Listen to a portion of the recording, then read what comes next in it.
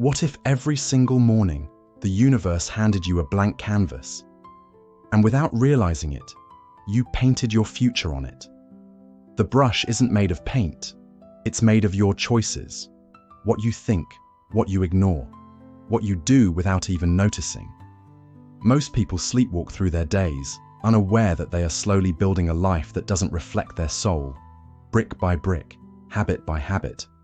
Not from one big mistake, but from small decisions repeated in silence. So the question is not what will happen to you. The question is, what are you creating? Why do some people seem grounded in peace, even while the world around them shakes? And why do others, despite success, money, and comfort, feel empty, anxious, and lost? The answer is simpler than you think, and deeper than you've ever been taught. In this video, you'll uncover the 10 invisible forces shaping your life, right now, whether you're aware of them or not. These are not motivational slogans. These are timeless, soul-rooted truths drawn from ancient wisdom and sharpened by modern clarity.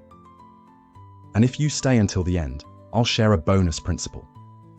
One so powerful, it could completely shift the way you think about growth, purpose, and the path you're walking. You don't need more noise. You need stillness.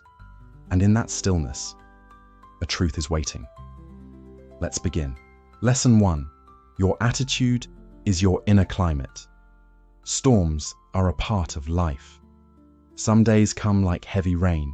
Others feel like violent winds shaking everything you thought was stable. But your attitude, that's the sky behind the storm. Always there, always yours to choose. Imagine the bamboo tree, graceful, flexible, and deeply rooted. It bends in the wind but does not break. This is the quiet strength of a resilient mind. Not denying the presence of hardship, but learning how to move with it, not against it. Most people spend their energy resisting what already is, wishing circumstances were different, blaming the world, or clinging to frustration. But Buddhist wisdom reminds us, suffering isn't born from pain. It's born from resistance to pain. Pain is part of life. But suffering, that's optional. When you stop arguing with reality and start accepting it, you discover a strange, calming power. Peace. Maybe you lost a job. Maybe someone betrayed your trust. Maybe a dream didn't unfold the way you hoped. These are not life's punishments. They're life's teachers. If you change the lens through which you view them, the entire picture shifts. Obstacles become stepping stones. Disappointments become redirections. Each moment becomes a choice. Not to control what happens, but to choose how you respond. There's an old truth whispered in monasteries. You're not punished for your anger, you're punished by it. The same is true for your mindset. A negative perspective creates its own cage. If you see the world through bitterness, everything becomes a threat. But when you approach life with curiosity and calm, even failure teaches. Even pain transforms. Think of the farmer whose horse ran away. Neighbors rushed in. How unlucky, they said. He only replied, maybe. Then the horse returned with more. What fortune, they exclaimed. Again, maybe, he said. Then his son broke his leg taming one. Bad luck again. But when the army arrived to draft young men for war, the injured son was spared. Life is never one color. It shifts, changes, and unfolds beyond our immediate understanding. A positive attitude isn't blind optimism. It's deep trust that even when things feel broken, the path is still leading somewhere meaningful. And here's what most people miss. Your attitude doesn't just shape your life. It shapes the lives of those around you. Your energy is contagious. Walk into a space with calm presence, and you shift the energy of the room. Show patience when someone is angry, and you disarm their fire. One kind word, one breath of compassion, can change someone's entire day, maybe even their entire path. Just like a single candle can light 1,000 more without losing its flame, your peaceful presence can ripple outward in ways you may never witness. So today, instead of reacting, pause. Instead of judging, listen. Ask yourself, Where can I open my heart instead of closing it? What challenge can I meet with gentleness instead of resistance? Because growth doesn't arrive in perfect conditions. It arrives in the storm. When you rise again, not in spite of the wind, but because you learned how to bend with it. Lesson 2. Speak like you're building a bridge. Each word we speak is either a thread that weaves hearts together or a wedge that silently pushes them apart. Communication, in its truest form, is not about speaking. It's about connection.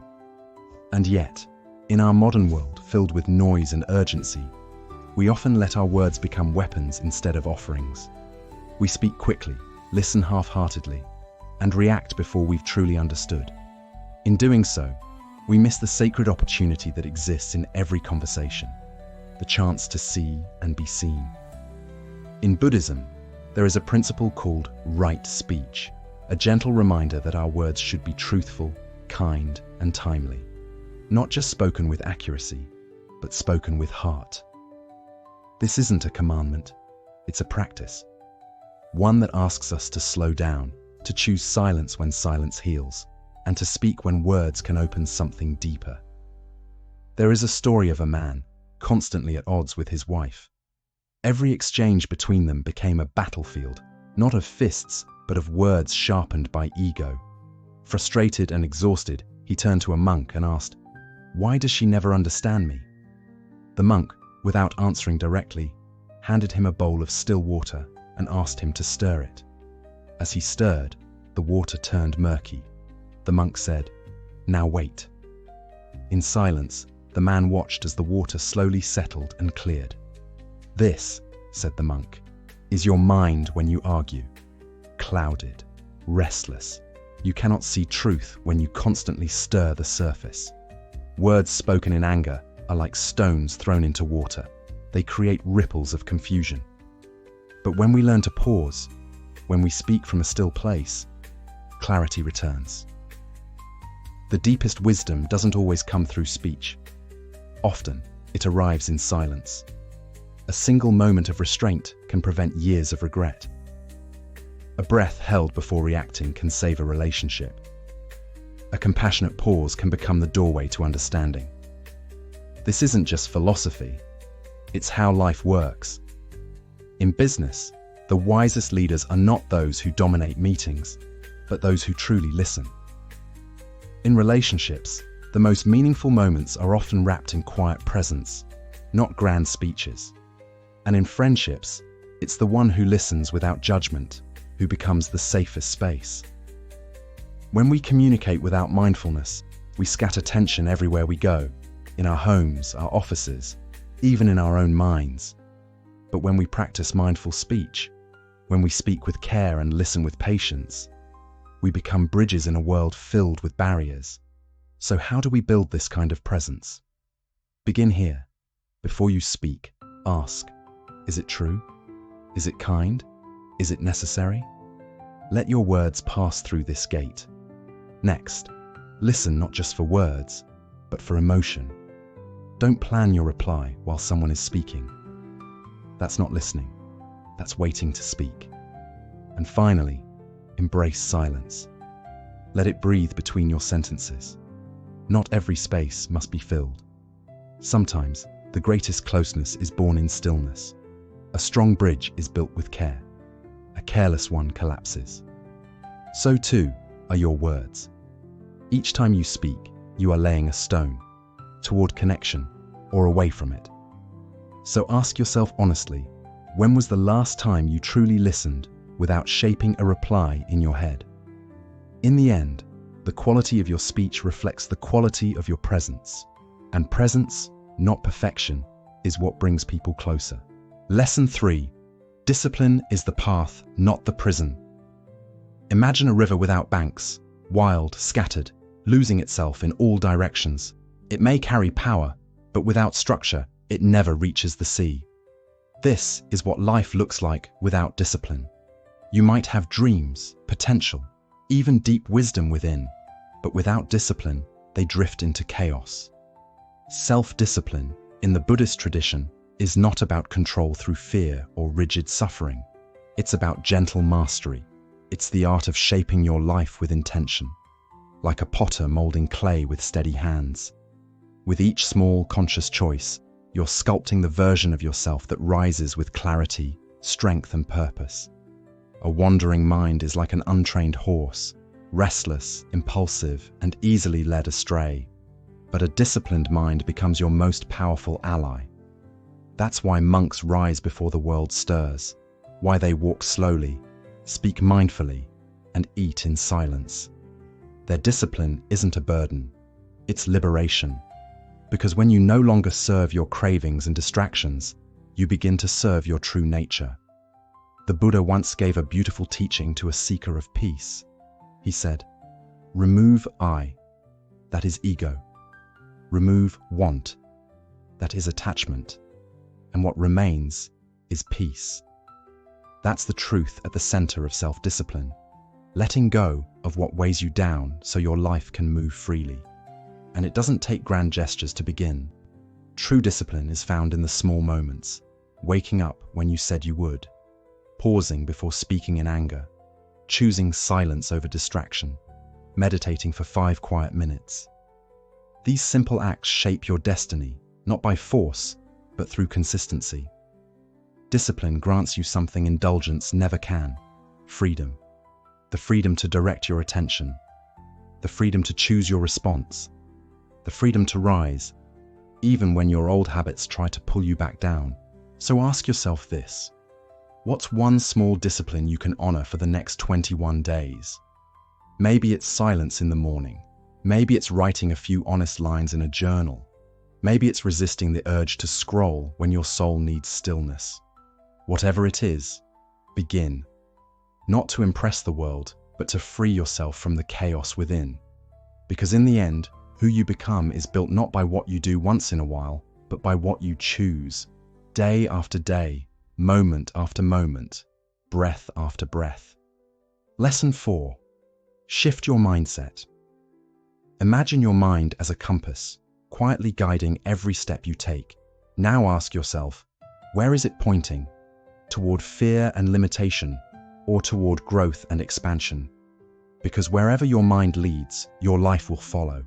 Buddhist philosophy teaches us that suffering doesn't come from the world, it comes from within. It's not what happens to you, but how you interpret it.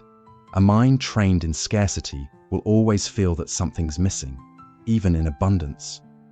But a mind grounded in presence and awareness sees wholeness even in simplicity.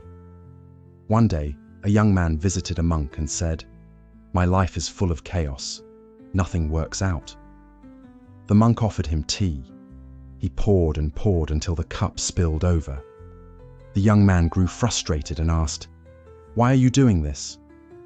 The monk replied, "Like this cup, your mind is already overflowing, with doubt, with fear, with complaints. Until you empty it, there's no space for anything new." This is the essence of shifting your mindset. You're not battling the world. You're battling the story you keep telling yourself about the world. Maybe you've whispered to yourself, "I'm not worthy," or "Things never go right for me." But have you ever paused and asked, is that the truth, or just an old echo I've mistaken for truth? The mind repeats what's familiar, even if it hurts. But once you begin questioning these stories, something incredible happens. Space opens up. That's when transformation begins. Just like a garden overrun with weeds, your mind can become tangled with fear, comparison, and doubt. But weeds can be cleared. And every moment you choose gratitude over bitterness, hope over helplessness, you plant something new. This isn't about wishful thinking, it's about clear seeing. Buddhism teaches mindfulness for this very reason. The moment you become aware of a thought, you gain power over it. You no longer live as a prisoner to every passing worry. Instead, you become the observer, the awareness that watches without judgment. Imagine holding a rope and pulling hard. The tension tightens. But the moment you let go, the strain disappears. That's your mind. When you stop struggling against your thoughts and begin to watch them without resistance, they lose their grip. So ask yourself now, what belief have you clung to for too long? What inner script is keeping you small? Because here's the truth. You are not your thoughts. You are the stillness behind them. And in that stillness, you'll find freedom. Lesson 5. Optimize your time before it disappears. Time doesn't shout as it leaves. It slips through your fingers like mist, like sand caught in a breeze, quiet, unnoticed, irreversible. And yet, most of us live as though we have all the time in the world. We race through days filled with noise, rushing from one urgency to the next, while what truly matters waits patiently in the background, unseen, unheard. In Buddhist philosophy, time is not a possession, it's a teacher. It doesn't just pass, it whispers truth. Nothing lasts, not this breath, not this day, not even this life. And that's exactly why every moment is sacred. A student once asked a Buddhist master, "What is the greatest illusion?" The master answered simply, "That you think you have time." Think about that. How many times have you told yourself, "I'll do it tomorrow. One day I'll write that book. Someday I'll call my father. Eventually I'll rest." But one day is the story we tell ourselves to delay living. And quietly, life slips past us while we wait for perfect timing that never arrives. The world praises the busy. We admire full calendars and endless hustle. But busyness is not the same as purpose. A spinning wheel moves quickly, yet it goes nowhere. So too does a life packed with noise but empty of meaning. When we do too much, we forget what truly matters. And in forgetting, we lose ourselves. Buddhism invites us to live with intention. It doesn't ask you to hurry.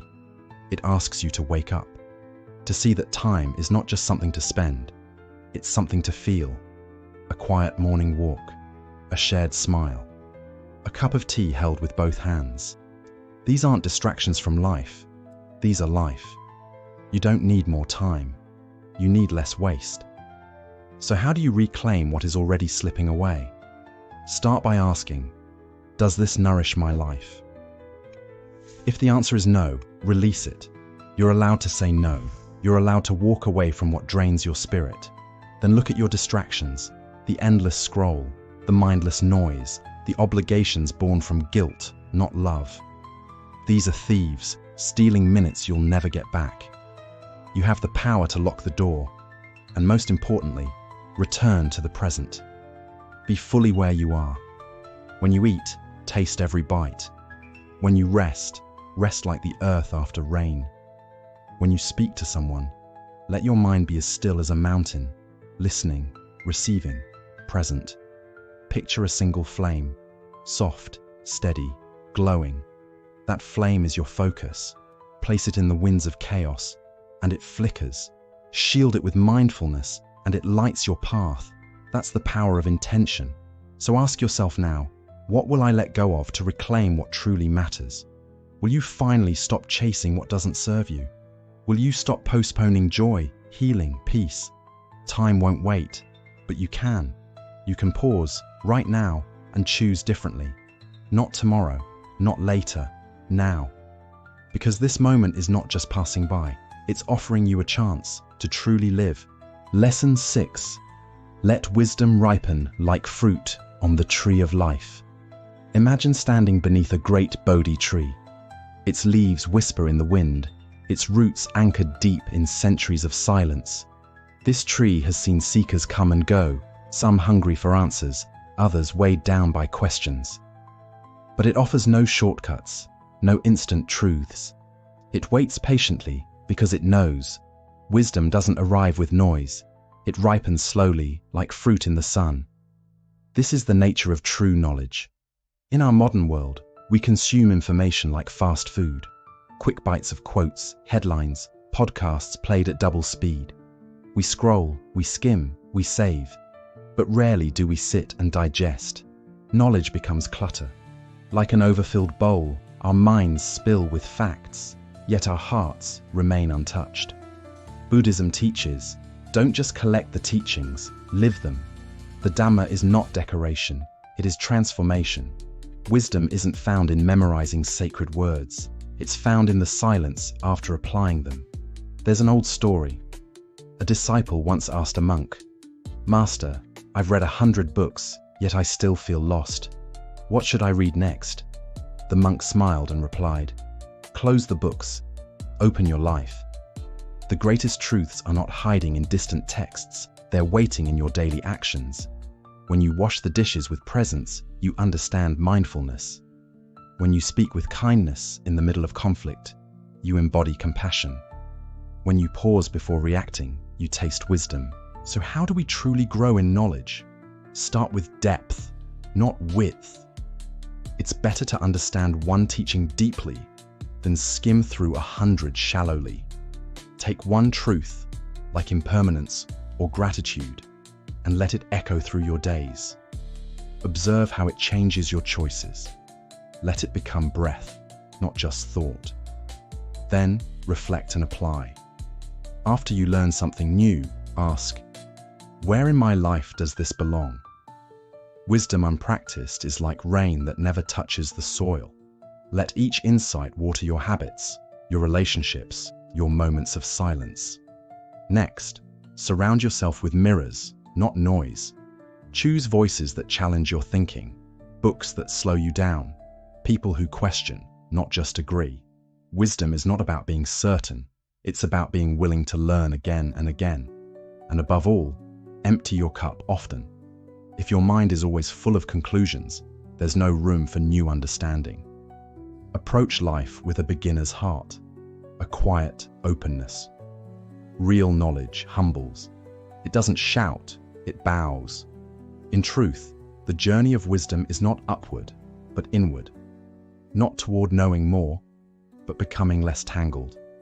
Not toward answering everything, but learning what to hold and what to let go. So ask yourself not, what else can I learn? But, what have I learned that I still haven't lived? Let your life become the scripture. Let your presence become the teaching. Let your silence reveal what words cannot. Because in the end, it's not the mind that holds the wisdom. It's the soul that lives it. Lesson 7. Improving financial habits. Money is often seen as the answer to all of life's problems. But in reality, it's not about how much we earn. It's about how we relate to it.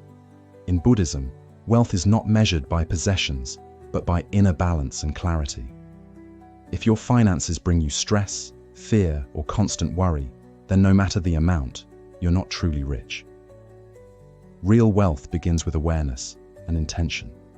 Many people live their lives like passengers on a runaway train of spending, buying things to escape boredom, loneliness, or the illusion of happiness sold to us by ads and trends. They chase after more, hoping it will quiet the anxiety inside. But the more they acquire, the emptier they feel. The Buddha taught that craving leads to suffering, and nowhere is this more evident than in our relationship with money. Let's pause and reflect. Do your financial choices bring you closer to peace or further into stress? Do you feel grounded after making a purchase, or slightly anxious, as if something is off? The truth is, every time we spend without awareness, we lose a little more of our inner stability. Not because spending is wrong, but because spending without purpose separates us from what truly matters. To build healthy financial habits, we need to slow down and get honest. Begin by observing where your money goes each month, not to shame yourself, but to understand your patterns. Are you paying for convenience, for comfort, for appearances? What could you let go of that doesn't serve your deeper values? This isn't about cutting every joy from your life. It's about aligning your spending with your priorities. Instead of chasing luxury, pursue simplicity. Instead of hoarding wealth, practice generosity. Instead of reacting to every desire, develop the strength to wait and reflect. Financial peace doesn't come from more income. It comes from wiser choices. Saving a small amount each week, planning your expenses, or resisting an unnecessary purchase may seem minor, but over time, they create freedom. Remember, you don't need to be rich to live well. A modest life, lived with clarity and intention, can be far more fulfilling than a lavish one filled with restlessness. True wealth is waking up without anxiety, sleeping without debt, and walking through life unchained by financial fear. Ask yourself today, what habit can I change to bring more ease to my finances? Can I simplify a part of my life? Can I find joy in what I already have? These small shifts, made consistently, transform not only our wallets, but our hearts. Because in the end, wealth is not about owning more, but needing less, and finding peace in that space between enough and abundance. Lesson 8. Practicing gratitude. Gratitude is not just saying thank you, it's a way of seeing. It's a gentle shift in the heart that turns ordinary moments into quiet miracles. In a world that constantly urges us to want more, to chase the next goal, or to fix what feels broken, gratitude becomes a radical act of contentment. It doesn't deny what's hard, but it allows us to recognize what's already whole. In Buddhist thought, gratitude is a form of awareness, a practice that helps dissolve the illusion of lack. When we are grateful, we stop measuring life by what is missing. Instead, we begin to notice what is already here, the breath that moves through our lungs, the light filtering through the trees, the small acts of kindness that often go unnoticed. Each of these is a gift, waiting to be seen. But let's not pretend it's always easy. Life isn't always calm. Some days feel heavy, full of unmet expectations, tired routines, or invisible burdens we carry alone. And on those days, gratitude may seem far away, almost unreachable. But that's precisely when it matters most, not when life is polished, but when it feels messy. True gratitude doesn't need perfection, it needs presence. The Buddha taught that much of our suffering comes from craving, wanting things to be different than they are. Gratitude, in contrast, anchors us in the present moment. It softens our grip on how we think life should be, and helps us see how much beauty still exists in what is. Even when things fall apart, there's often a lesson, a connection, or a sliver of light waiting to be noticed. Try this simple shift. At the end of each day, name one thing you're grateful for, not because it's a checklist, but because it rewires your perception. It might be a kind smile, a cup of tea, a moment of silence, or just the strength you found to keep going. Over time, these acknowledgements stitch together a life rich in meaning. Gratitude is not a destination. It's a way of walking through the world. It teaches us that we don't have to escape our lives to appreciate them. Even in sorrow, there can be beauty. Even in uncertainty, a quiet kind of grace. When we live from a place of thankfulness, we stop waiting for happiness to arrive. We begin to experience it now, in real time, through simple awareness. So, ask yourself, can you see the gift in this very moment? Not because everything is perfect, but because you're awake enough to notice what's good. Gratitude doesn't erase life's challenges, but it does remind us that we are never empty. There is always something to hold on to, even if it's just this breath, this lesson, this step forward. Bonus principle: embracing the beauty of change. Close your eyes and picture a sakura tree in bloom, its delicate petals catching the wind, dancing for just a moment before falling to the ground. It doesn't cling to the branch. It doesn't fight the wind. It simply lets go, and in doing so, completes its purpose. This is the essence of impermanence, the quiet truth that everything we know is always in motion. In the heart of Buddhist wisdom lies a simple but profound teaching. Nothing lasts forever. Not our joys, not our sorrows, not even our identities. At first glance, that truth might seem unsettling, but it's not here to take something from you. It's here to set you free. When we stop trying to grip the ungraspable, we make space to truly live. In the modern world, we often resist this truth.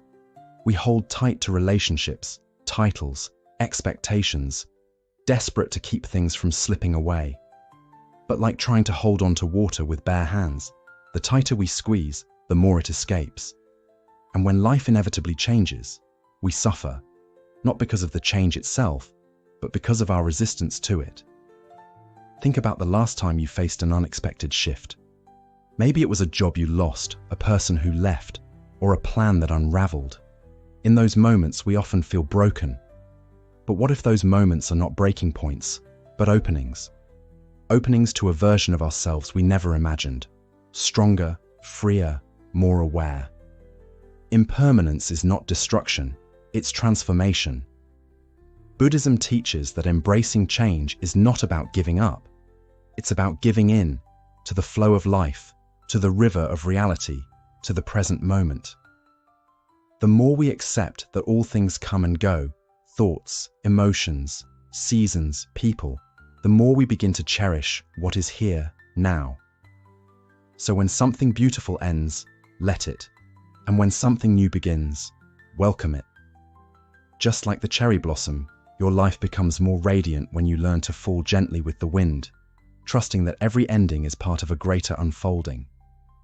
Let this be your quiet reminder. You are not meant to be unchanging. You are meant to evolve, to grow, to let go, and to bloom again. Conclusion. Life isn't waiting for some perfect moment to begin. It's unfolding right now, in the breath you just took, in the silence between your thoughts, in the choice you'll make after this video ends. Each principle we explored today isn't just a lesson, it's an invitation to pause, to reflect, and to return to what truly matters.